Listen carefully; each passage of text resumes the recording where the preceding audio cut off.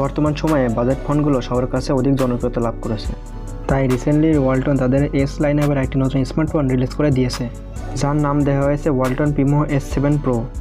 এতে থাকছে 48 megapixel triple rear camera setup, এর সাথে থাকছে ফুল HD প্লাসের ডিসপ্লে, ওয়্যারলেস চার্জিং ফ্যাসিলিটি। তাছাড়াও পারফরমেন্সের দিক থেকে কেমন হবে এবং এর দাম কত নির্ধারণ করা হবে বাংলাদেশে, সেসব নিয়ে আজকে ভিডিওতে কথা বলবো।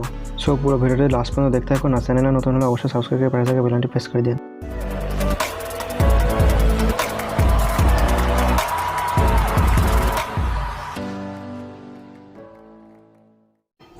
শুরুতে কথা বলা যাক এই ফোনটির বিল্ড কোয়ালিটি এবং ডিজাইন নিয়ে। এই ফোনটি সম্পূর্ণ প্লাস্টিক বিল্ডের হলেও এটি দেখতে অনেকটা গ্লাস বডি ডিজাইনের হবে। ফোনটি পাওয়া যাবে দুটি কালার ভেরিয়েন্টে, ব্ল্যাক এবং ব্লু। ফোনটির ডান দিকে থাকছে ভলিউম আপ ডাউন প্যানেল এবং পাওয়ার বাটন। ফোনটির বাম পাশে থাকছে হাইব্রিড সিম স্লটের অপশন, যেখানে দুটি সিম অথবা একটি সিম একটি মেমোরি কার্ড ব্যবহার করা যাবে। এবং নিচের দিকে থাকছে USB type C port, speaker grille, microphone এবং 3.5mm অডিও জ্যাক। এবার তাহলে কথা বলা যাক এই ফোনটির ডিসপ্লে সম্পর্কে। এই ফোনটির ডিসপ্লেতে দেওয়া হয়েছে 6.3 ইঞ্চির ফুল HD প্লাস IPS LCD প্যানেলের একটি ডিসপ্লে। ফোনটির স্ক্রিন টু বডি রেশিও 19.7% এবং এর স্পেক রেশিও 19.5:9। তাছাড়া এই ফোনটির ডিসপ্লে 2.5D কার্ভ হয়, দেখতে বেশ চমৎকার লাগে। তাছাড়া এই ফোনটির কালার কারেকশন, কালার স্যাচুরেশন যথেষ্ট অ্যাকুরেট।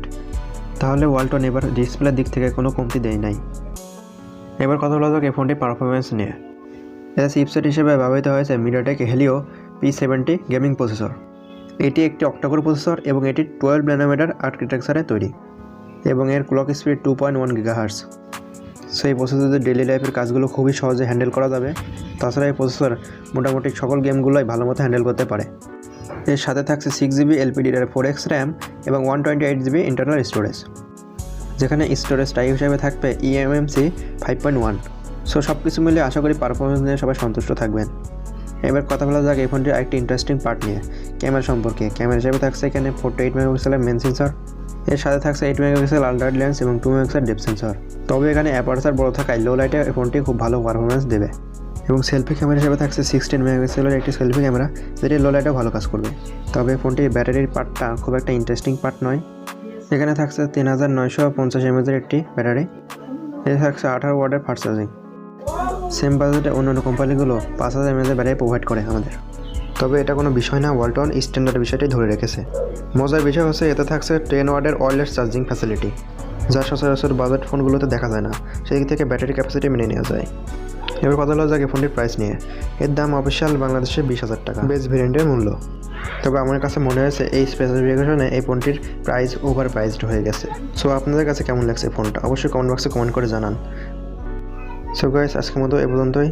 দেখাবেন নতুন কোনো ভিডিওতে। ততদিন সবাই ভালো থাকবেন, সুস্থ থাকবেন, টেক কেয়ার।